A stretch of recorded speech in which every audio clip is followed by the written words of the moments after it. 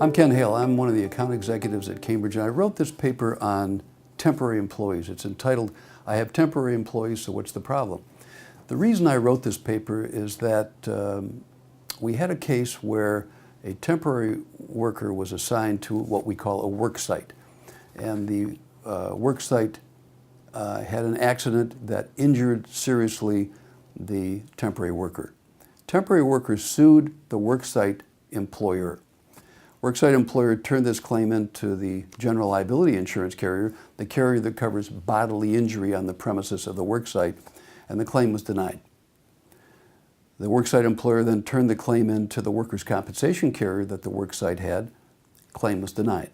Claim was not covered for a number of reasons. So we wrote this paper which talks about temporary employees. We know that many businesses hire temporary employees, and there are three types of temporary employees. The first type is someone that is hired to fill a short-term need.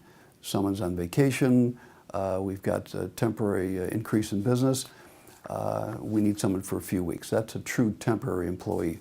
There's another type of temporary employee, and that's an employee that is hired to fill the job of someone else on a long-term basis. Could be 6 months, could be a year.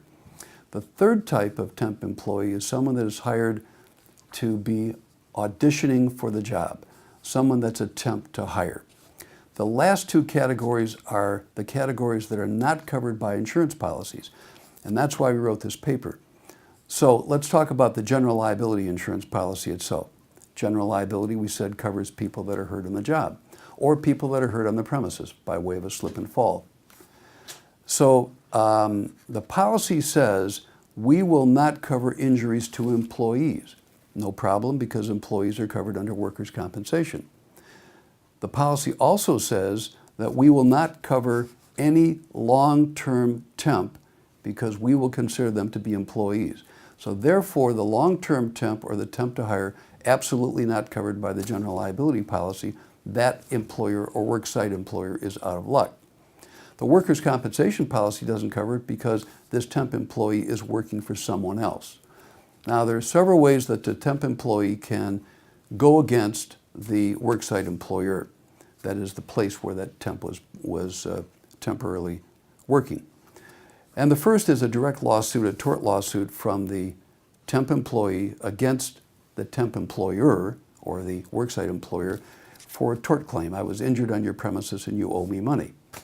The second way that the worksite employer can be sued is from the workers' compensation carrier for the temporary agency itself.